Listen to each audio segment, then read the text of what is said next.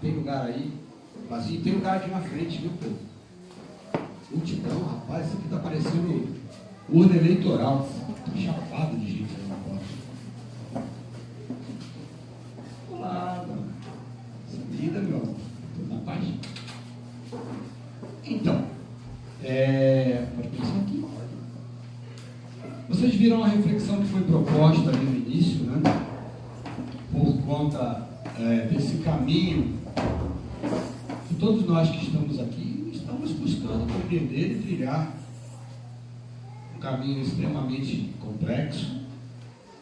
Reencarnação já foi fruto de lutas assim extremamente severas nos conceitos doutrinários do cristianismo, e a única coisa que quase sempre nos difere de outras posturas doutrinárias dentro das propostas de Cristo para todos nós é a questão reencarnatória. Uma situação que até um certo tempo a gente discutia apenas sobre o foro íntimo do o que eu vou fazer depois que eu morrer. Aí vem o Espiritismo e diz assim: você não morre, você desencarna. Ah, mas morrer, desencarnar? Então, entendam que essa é uma linha divisória.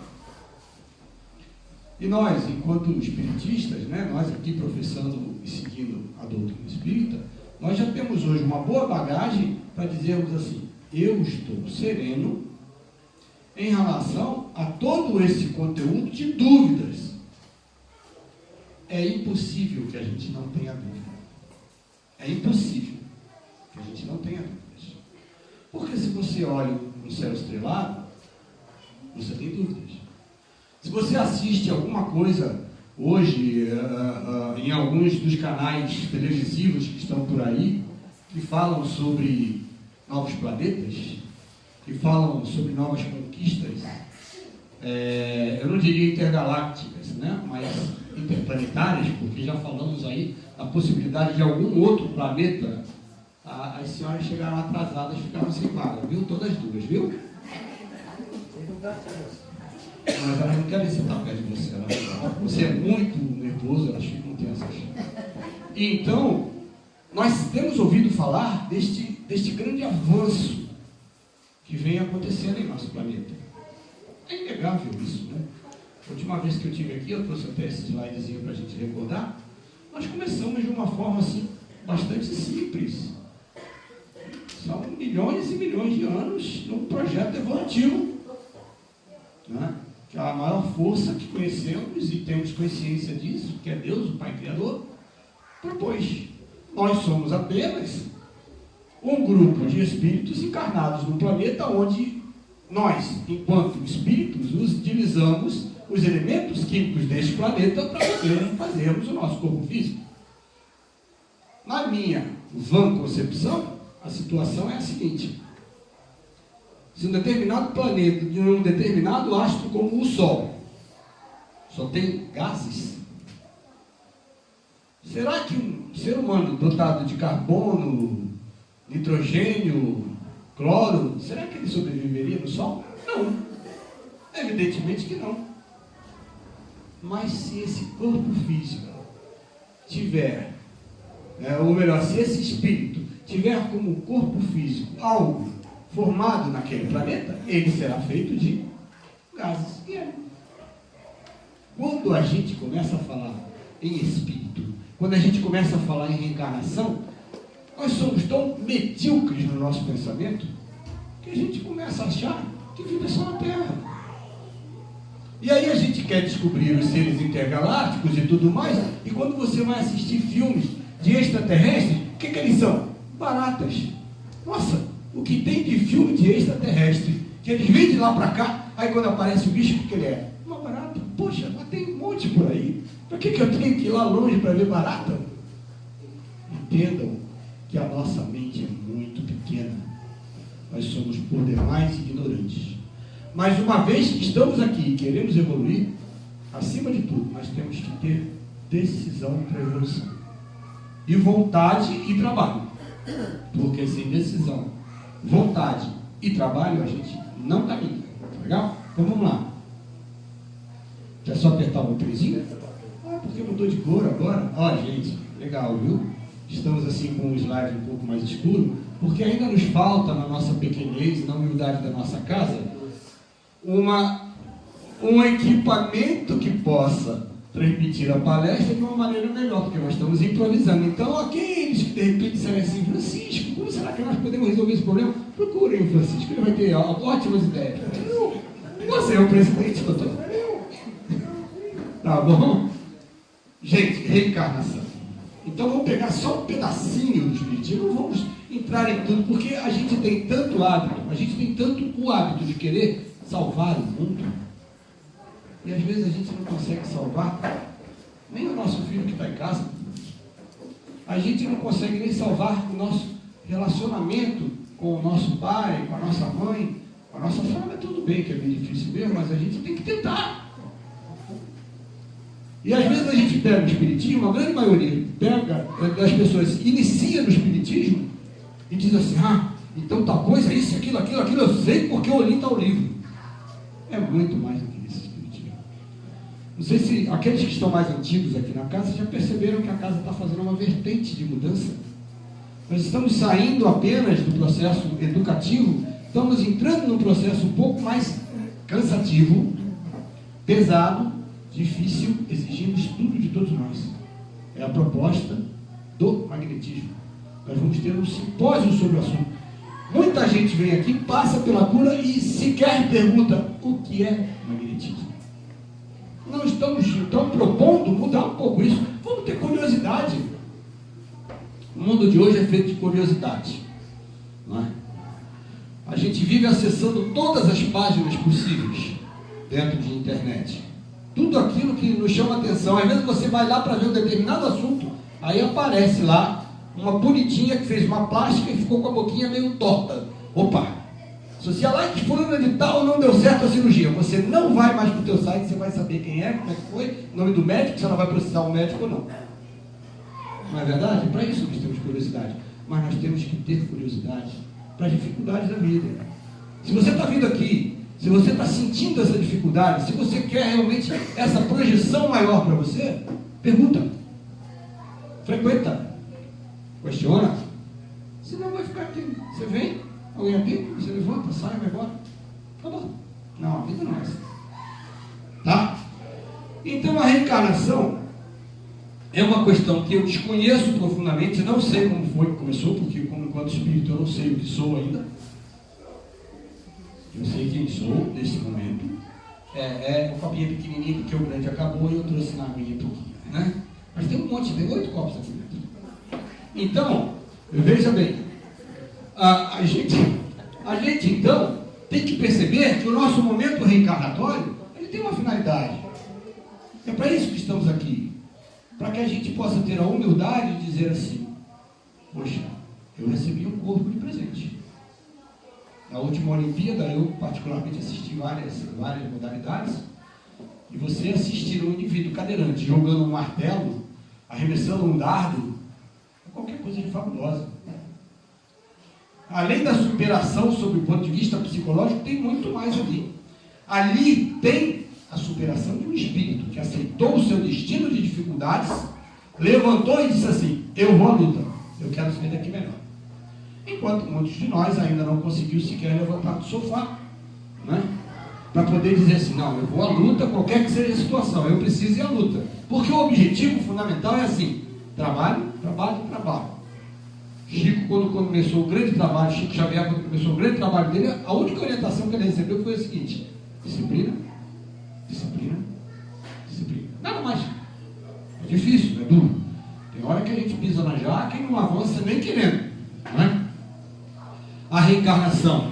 Vamos então analisar a nossa proposta de hoje, a reencarnação como chance para evoluir. Quantos minutos eu tenho, diretoria? 2. Não, 2 é pouco. 12. Mas tem que descontar o tempo que ficaram falando aqui nos programinhas futuros. Gente, mais 20 minutos, tá? Então vamos lá. Reencarnação, chance para evoluir. A nossa reencarnação, tá legal? Nossa, tá muito claro aqui, desculpem, tá? Nossa reencarnação Nós já paramos para pensar nisso? Como é que nós somos, né? Que situação estamos vivendo nesse momento? Mas uma coisa é certa. Todos os que eu tenho a possibilidade de enxergar agora, claro que isso não vale nem para a Débora, nem para muitos outros aqui, né? Entendeu? Que enxergam muito mais do que eu. Tá? Mas todos nós que estamos aqui na plateia no momento, pelo que eu vejo, estamos encarnados. Bom, e vamos falar só sobre encarnados hoje. Não falarei sobre desencarnados. Os desencarnados que me perdoem nesse instante. Vamos lá. Nossa reencarnação. A primeira questão que você observa quando você abre lá o livro dos médiuns é justamente o que Kardec nos traz sobre isso aqui, ó. Vocês já imaginaram um camarada lá na França, em 1855, começando a compilar e buscar informação e tentando traduzir uma situação que lá até então era cenário de circo, mesa que balança, copo que vira sozinho para um lado e para o outro, e de repente ele diz assim, existe uma força maior que faz isso, né? E coloca essa força como sendo espírito. E aí as pessoas, não, isso não existe. Nós temos muitas questões para discutir sobre os processos de elaboração da nossa mente. E para isso eu deixaria para algum colega da área de psicologia vir aqui um dia falar bastante sobre isso, sobre a questão das elaborações da mente da gente. Agora, quando Kardec coloca essa questão para nós, espíritos, ele coloca a seguinte pergunta para aqueles que não creem. Você acredita que você tem alma? E a grande maioria respondeu para eles, não, claro, eu tenho uma alma. Então, se você tem uma alma, essa alma é você.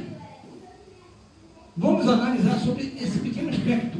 Se você crê que você tem uma alma, se você vai à igreja católica, se você vai à igreja evangélica, se você vem aqui, você provavelmente tem uma alma. Tanto que você está preocupado com ela. E você está preocupado com ela não apenas para o seu progresso material nessa vida. Você deve estar pensando assim, bom, tudo bem, eu estou aqui, estou nessa vida, e a outra vida? Ou será que não tem? Quase todas as doutrinações ligadas a Jesus falam de uma segunda vida, que teoricamente é a vida pós-morte, que a gente chama de vida após a desencarnação.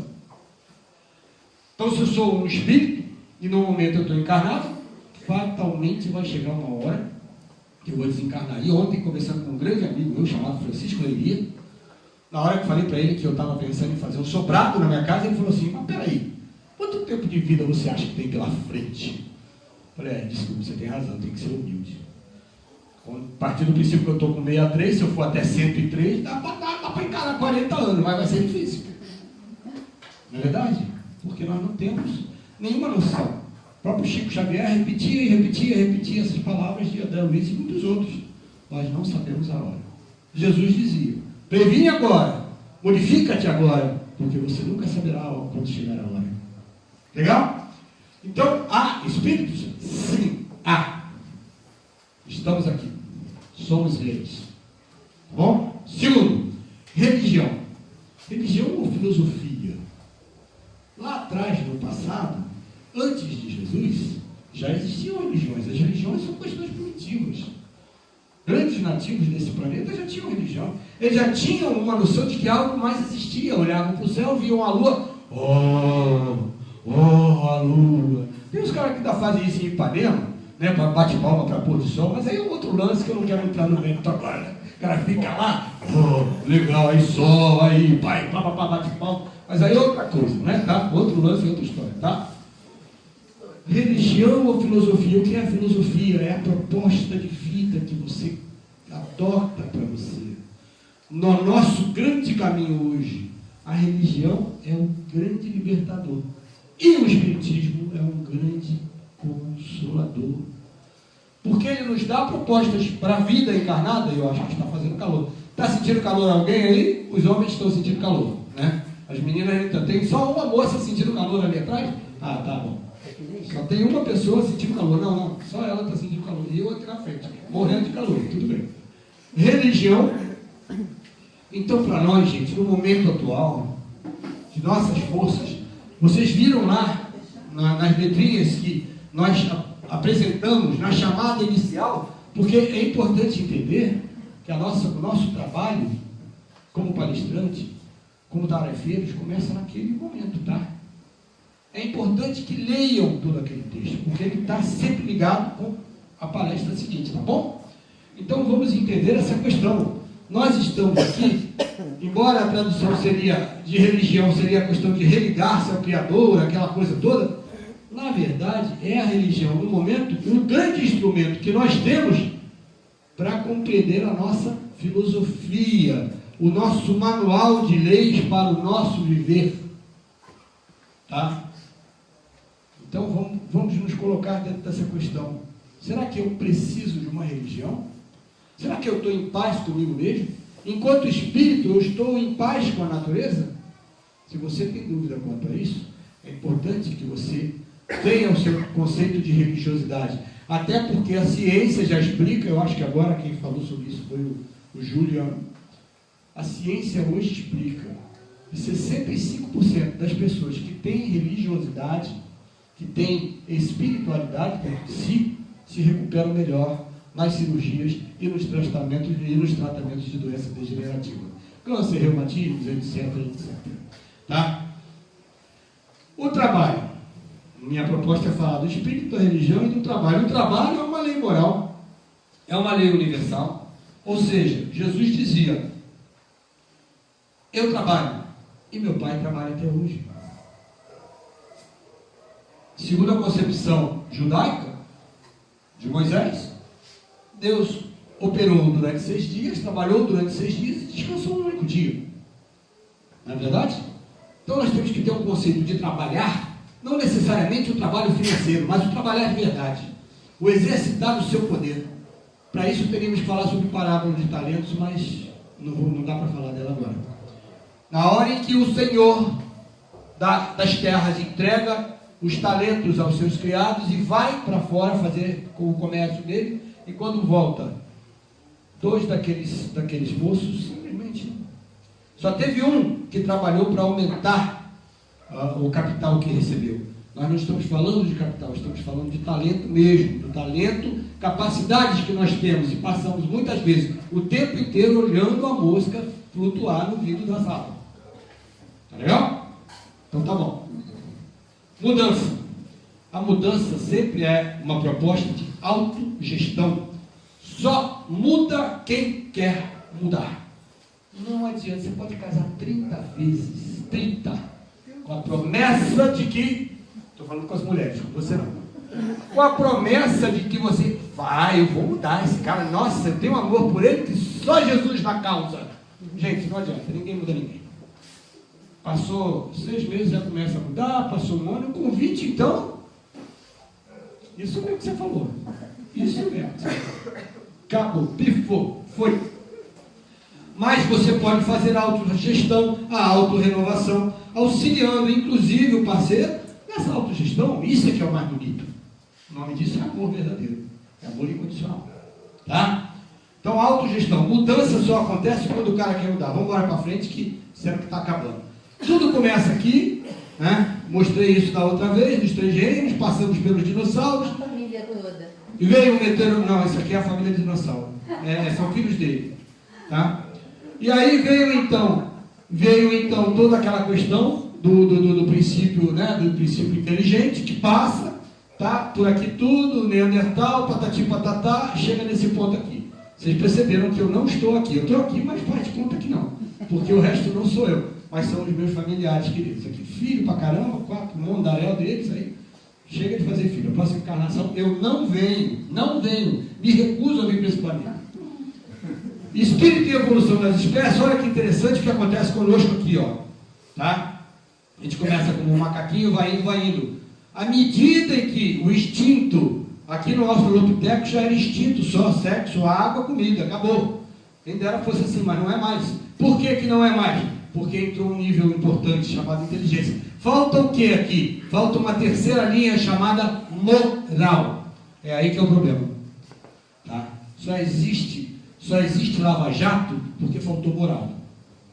Se não tivesse problema da moral no brasileiro, não precisaria de Lava Jato. Se houvesse a lei incondicional do amor, do respeito, não precisaríamos nem de radares automáticos.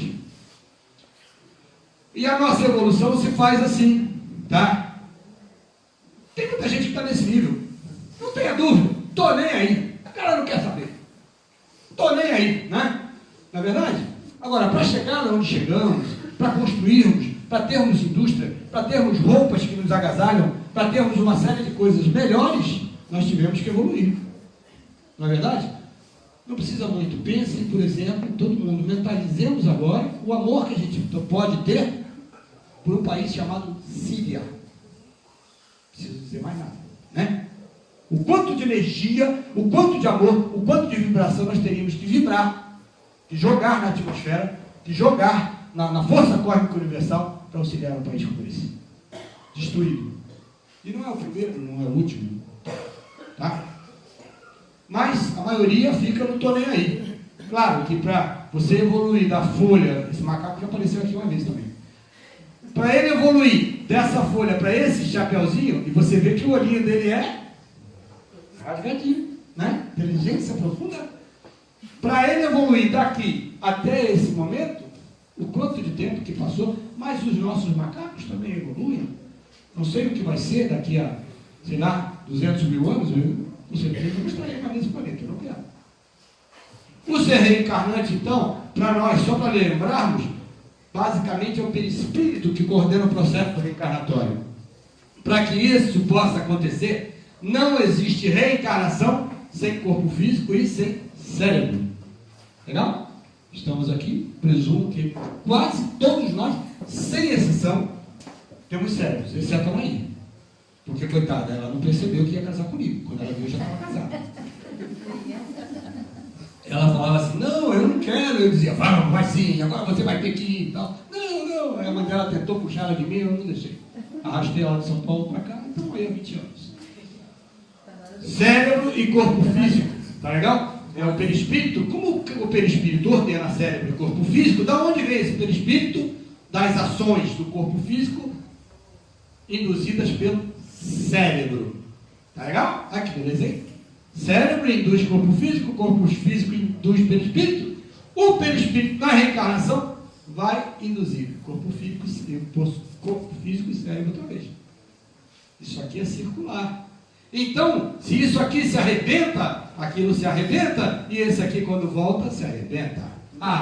Peguei você agora. Você pensou que era aqui agora, né? Farra, quebra tudo, desmonta o corpo, na próxima eu volto. Nossa, eu já fui uma rainha, né? Eu já fui o Conde de, né? Pô, de boa. Leia um livro chamado Leila, a filha de Charles. O livro Leila, a filha de Charles, é a história da médium Ivone Pereira. Leiam esse livro, porque mostra as últimas 3 reencarnações dela e o quanto ela sofreu na última reencarnação. Por conta do quê? Lá atrás ela era lindona. Quando ela veio para cá, ela veio com uma série de senões. Mas ela foi alertada e nunca acreditava. Né? Próximo. Então, o ser espiritual reencarnado é assim, o perispírito, o corpo e o cérebro, mas tem uma coisa aqui nesse meio de caminho entre o perispírito e corpo e cérebro, que são os eventos da existência de cada um de nós. Quais são esses eventos? É uma nuvem de situações. Doenças, eu só botei aqui 3, tá? Doenças, traumas, comportamentos. Comportamento, então, isso aqui é fundamental. A reencarnação vai jogar você direto nas condições de decidir o seu arbítrio. Um dia falando sobre aborto, não me lembro se foi no SIAC lá de Caraguá, né? Amor e Caridade. Eu colocava o seguinte: na hora que você liberar a maconha, na hora que você liberar o aborto, você vai estar dando uma chance grande para os espíritos evoluídos, porque são eles que vão ter que decidir. Eu faço ou não faço? Eu uso ou não uso? Libera geral, porque nós temos que decidir o que nós queremos ser. Sabe? A situação é muito séria. Nós chegamos no ponto que nós temos que aprender a decidir de verdade. Não é fazer de mentirinha, não. Eu decido aqui na frente dela. Agora, por trás dela, meu amigo, sou o cão chupando manga. Tem lógica isso? Não tem. Nós temos que saber decidir. Comecei isso contigo ontem. Não há mais tempo, Francisco, para que a gente fique esperando a decisão alheia. Sabe, nós temos Lei Maria da Penha. Eu vou fazer uma pergunta para que Lei Maria da Penha? Meu Deus, o que é isso? Eu tenho que fazer uma lei para o cara não bater na mulher. Meu Deus do céu, a que ponto essa raçazinha de macacoide chegou?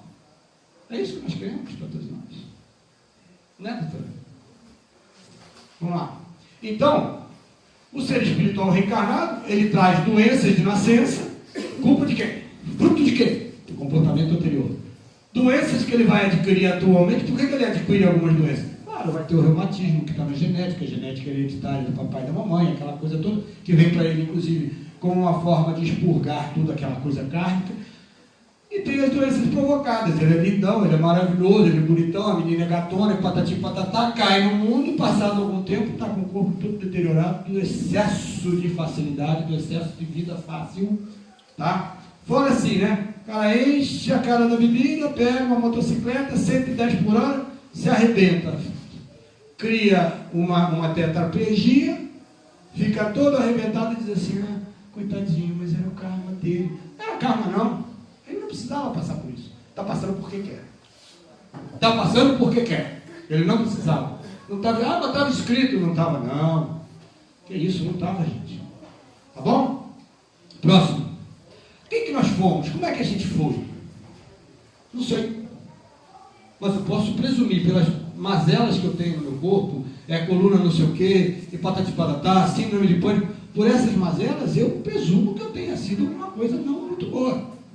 Porque eu não consigo, mas eu tenho que fazer o quê? Eu tenho que me reprogramar para me levantar e continuar trabalhando. E continuar seguindo em frente.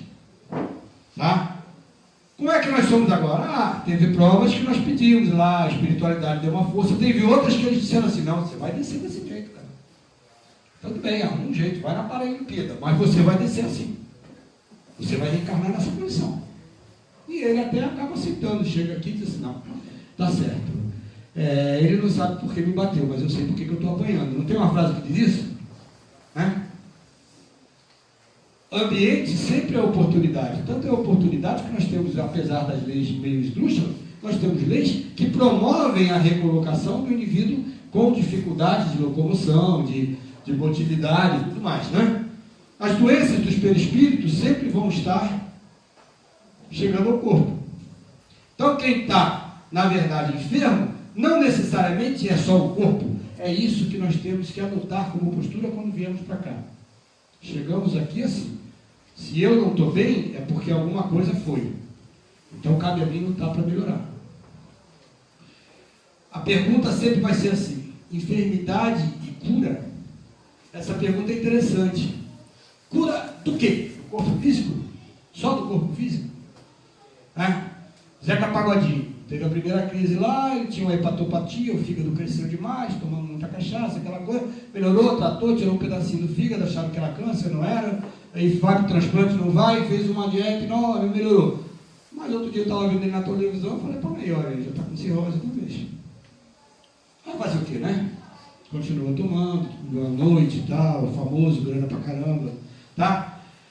Então, como é que a gente vai... O que a gente quer ser de verdade? A primeira questão é a nossa responsabilidade moral e intelectual na reencarnação. Não é um intelectual para ser bacharel da Osborne, não sei das quantas, física ou treino, nada com essa altura, não. Não tem nada a ver com universidade.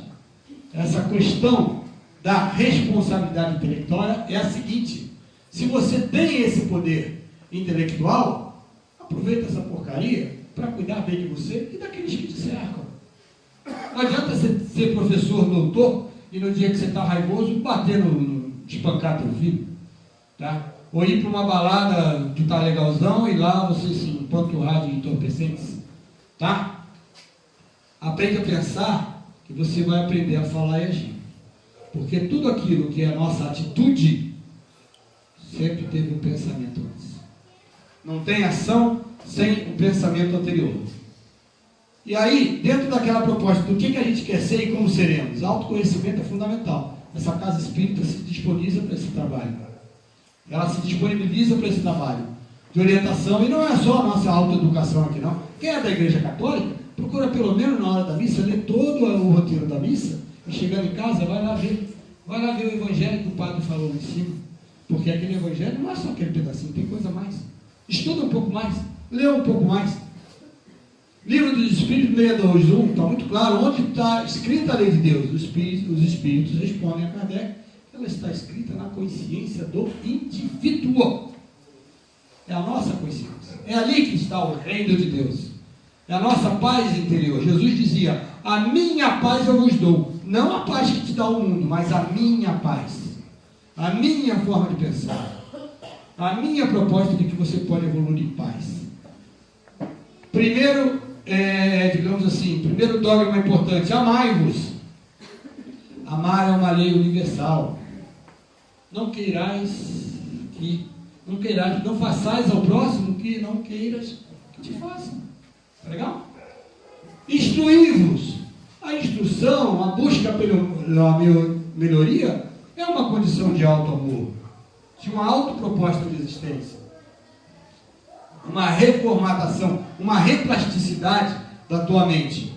Educai-vos. Educar e receber educação é uma lei de trabalho.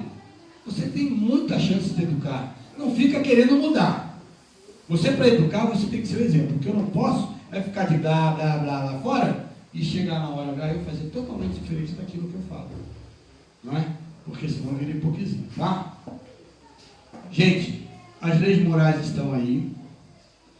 O Espiritismo nos coloca toda essa proposta da gente olhar, estudar o Livro dos Espíritos e, se não me engano, na Gênesis, cada uma dessas leis universais. O trabalho incessante vence nossas adversidades. A gente tem que motivar a nossa própria identidade para que a gente faça a mudança quando alguma coisa não está bem. Se eu não estou legal, estou repetindo o mesmo erro, tem que mudar. Eu estou com tosse, eu estou com asma, mas não consigo deixar o cigarro. Você não vai mudar nunca, pô. Vai continuar com tosse, não está. Tá?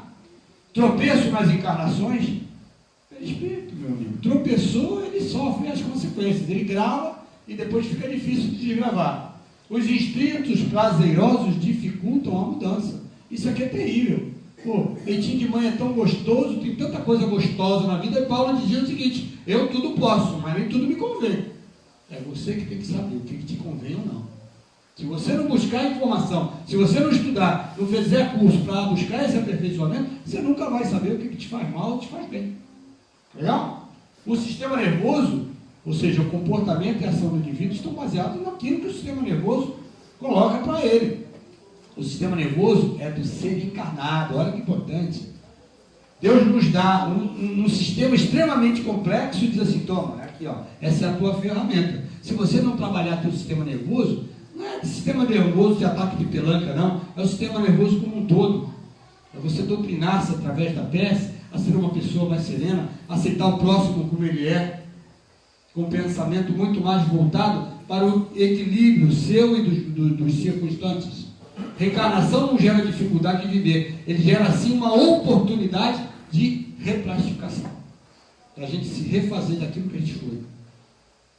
Doença é a estrada para a cura moral e espiritual. Você está doente? Então entenda que o seu espiritual está doente.